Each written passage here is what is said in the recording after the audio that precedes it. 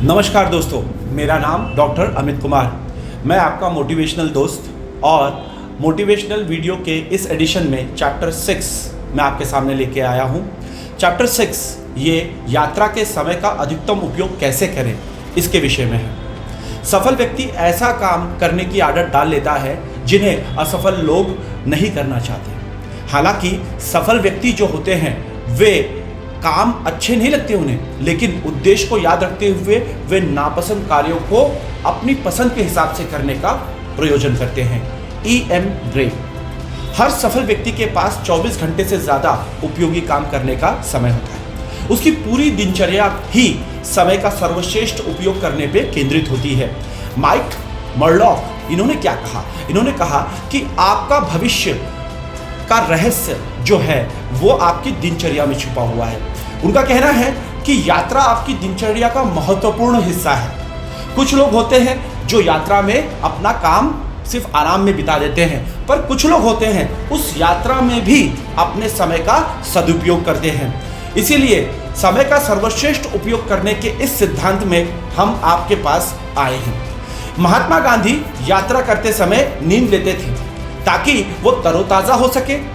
वही नेपोलियन जो जब सेना के साथ युद्ध करने जाते थे वे रास्ते में पत्र लिखकर अपने समय का सदुपयोग करते थे। एडिसन अपने समय की बर्बादी न करते हुए वो इतने सचेत रहते हैं कि जब वो किशोर अवस्था में रेल की यात्रा करते थे तो अपने प्रयोगों में जुटे रहते थे। वहीं माइक्रोसॉफ्ट के जो संस्थापक हैं बिल गेट्स, उन्होंने यात्रा के दौरान मोबाइल पर ज़रूरी बातें कर इस सिद्धांत पर अमल करते थे। बिल गेट्स ने तो एक बार अपने गैरेज में अफ्रीका का नक्शा टांग दिया था ताकि जब वे अपनी कार का इग्निशन बंद करें तो उनके कीमती सेकंड जो है वो बर्बाद ना हो, बल्कि उनका कुछ उपयोग हो जाए। समय को लेकर सभी सफल लोग सतर्क रहते हैं क्योंकि वे जानते हैं कि समय बड़ा बलवान होता है और उसका दुरुपयोग करना बहुत गलत है। आप और हम भी यात्रा के समय का लाभ उठा सकते हैं और नौकरी पेशा लोगों को तो घर से ऑफिस तक यात्रा में काफ़ी लंबा समय लग जाता है। अगर सेल्समैन के समय की बात करें तो अधिकतर वो बाहर ही घूमते रहता है। तो हमें ये जानना चाहिए कि हमारा जो समय होता है, जिस समय हम ट्रैवल करते हैं, उस पीरियड में हमने कैसे हमारे समय का मैनेजमेंट करना चाहिए। इस विचित्र जीवन का एक विचित्र सत्य यह है कि जो लोग सबसे ज़्यादा मेहनत करते हैं, खुद पर सबसे ज़्यादा अनुशासन लाते हैं और किसी लक्ष्य को प्राप्त करने के लिए कुछ आनंददायक चीज़ों को त्याग करते हैं, वही सबसे ज़्यादा सुखी होते हैं। Bruce Hamilton. अगर हम बात करते हैं यात्राओं की, तो यात्राओं के दौरान हम आजकल ये देखते हैं कि बहुत सारे लोग, हमारे जो युवा लोग हैं, वो लोग मोबाइल पे गाना सुनते हैं, यूट्यूब पे वीडियोस देखते हैं, चैटिंग करते हैं, या फिर कोई मज़ेदार चीज़ या कोई फिल्म देखने का वो लोग काम करते हैं। लेकिन वहीं अगर हम अध्ययन के बारे में चीज़ों को देखेंगे तो हम ये देखते हैं कि बहुत सारे ऐसे स्टूडेंट्स हैं, सेल्समैन हैं या ऐसे व्यवसायी हैं जो लोग यात्रा करते हैं, तो उसमें ऐसा देखा गया है कि 52 से 55% लोग जो है वो यात्रा के दौरान अपने समय का उपयोग न करते हुए वे मोबाइल में घुसे रहते हैं और मोबाइल में अनावश्यक चीज़ों को देखते रहते हैं। बल्कि ऐसा देखने में आया है कि 45% लोग जो हैं वो लोग उस पीरियड में, जिस समय वो यात्रा करते हैं, वे अपने समय का बहुत अच्छा उपयोग करते हैं। मशहूर ब्रिटिश एस्ट्रोफिजिसिस्ट हार्मन बॉन्डी को इतना ज़्यादा यात्राएं करनी पड़ती थी कि वे यात्राओं के दौरान अपने ऑफिस का काम निपटा लेते थे। एक बार तो जब वो यूरोप के हवाई अड्डे पर उनका हवाई उड़ान में विलंब हुआ तो उन्होंने क्या किया, उन्होंने उस समय का सदुपयोग करते हुए उस पीरियड में रिसर्च पेपर लिख डाला।